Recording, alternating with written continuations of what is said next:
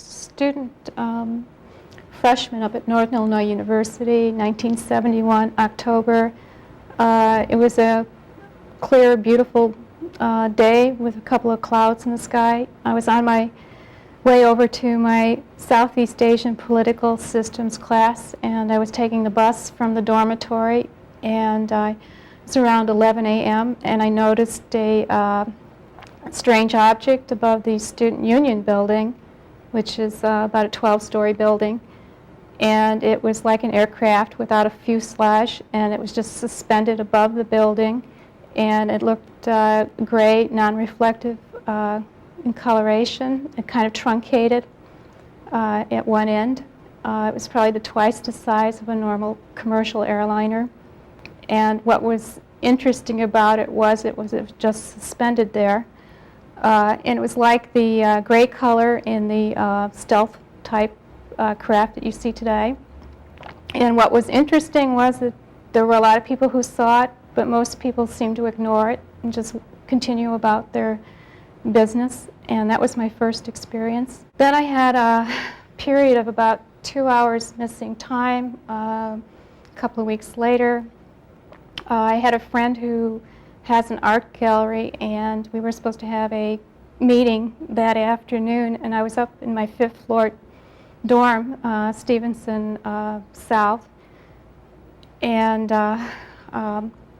he claims that he telephoned me from the lobby downstairs continuously for over an hour, and that there was no response from my room, and that all I remember is that I was looking out the window out over the campus, and it was slightly overcast out, and I realized, well, a lot of time has gone by, but at first it seemed like about 15 minutes, and I wondered what happened to the guy who was meeting me for lunch. And so I tried to call him, and he had left and told me he had tried to contact me and assumed I wasn't there. So a few weeks go by, and I had another experience. I have a friend who is working in the physics section of the library, Northern Illinois University, and he wanted to show me the lightning bugs out over the cornfields and the stars in the sky. He thought it was the most beautiful sight, and we drove out down this farm road, and there are these fireflies, and it's incredible. And we're heading back towards town, and we're by this huge oak tree, and all of a sudden a large ball of white light with a 100-foot tail comes by soundlessly. He loses control of the Volkswagen that he's driving. We go into a ditch. The thing disappears about 3 feet above the ground in front of our car, and there's no sound, no nothing. We go back to town. We're not hurt. We thought for sure, this is about the time that the Kohoutek comet was supposed to be coming through, and which they had been reporting in the press, and we thought, well, maybe there's some connection to what we saw, and it'll be on the news that evening. We came back. There was no mention whatsoever of any large object appearing over the cornfields of DeKalb. And so we just talked about this among ourselves, and okay, that's one incident. Let's see, 2 incidents. The third incident, slow-moving red and orange fireball going about 25 miles per hour over the treetops near the dormitory towards downtown DeKalb, towards an old deserted park. This object seemed to have like an undulating flame, sort of like a plasma. I was with 2 other girls. One of my roommates said to me, "Valerie, did you see that?" And I looked up and I saw the same thing she saw. There were 3 of us that witnessed that. We did not report any of this because back in '71 nobody reported anything. But I was not interested in UFOs. I was interested in politics. I was going to a meeting of libertarians. I was involved in the Libertarian Party, and was interested in laissez-faire capitalism and the gold standard. And I had other interests, and I couldn't care less about UFOs because it kind of intruded into my personal life. And I would say there was dramatic change in my life after this. I was working for a publishing company off campus and they published a television guide, and I was doing the proofreading, and I did it for a science program that they were putting in the digest. And they had two photographs, two 8x10s, one of a galaxy and one of a microbe.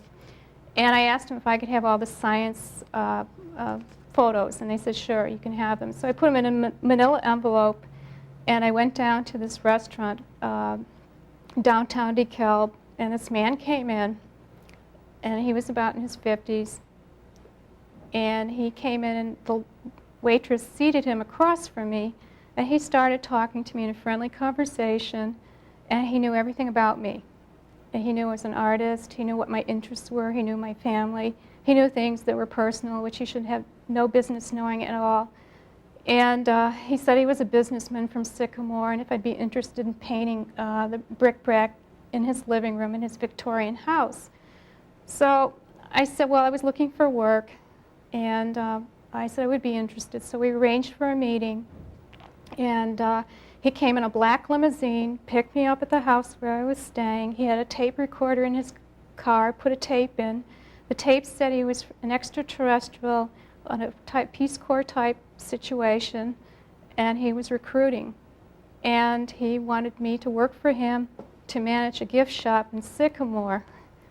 And I was a bit incredulous, but no, this man was very strange. He knew too much about me, and it just didn't seem right. But it was all connected in that time frame with the UFO sightings I had had, and he knew about the sightings. So either he was truly someone of an extraterrestrial origin, or he was a government agent. Like he could have been CIA recruiting, I don't know. Except that I was 21, and I thought that was a little bizarre. So I packed up. I decided to leave town, not tell anyone where I'm going.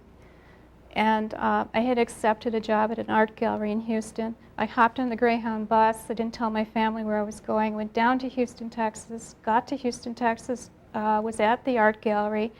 The manager's son came in one afternoon and said there was a UFO over the art gallery. And I didn't see that, but that we had not discussed this either. I hadn't told him anything about my experiences back in Illinois. I decided to go for a walk one afternoon. I went over to this bookstore down by the corner, and I met a lady chemist who told me about a man who was a scientist who was with a corporation who was looking for an artist to do the logos for the corporation. And she also knew I was having a terrible time with this art gallery, and she offered me a place to stay. So I moved out of the art gallery, got away from them, and she introduced me to the Magnetic Energy Corporation in Houston, Texas. And this one man was a scientist and an artist and an inventor.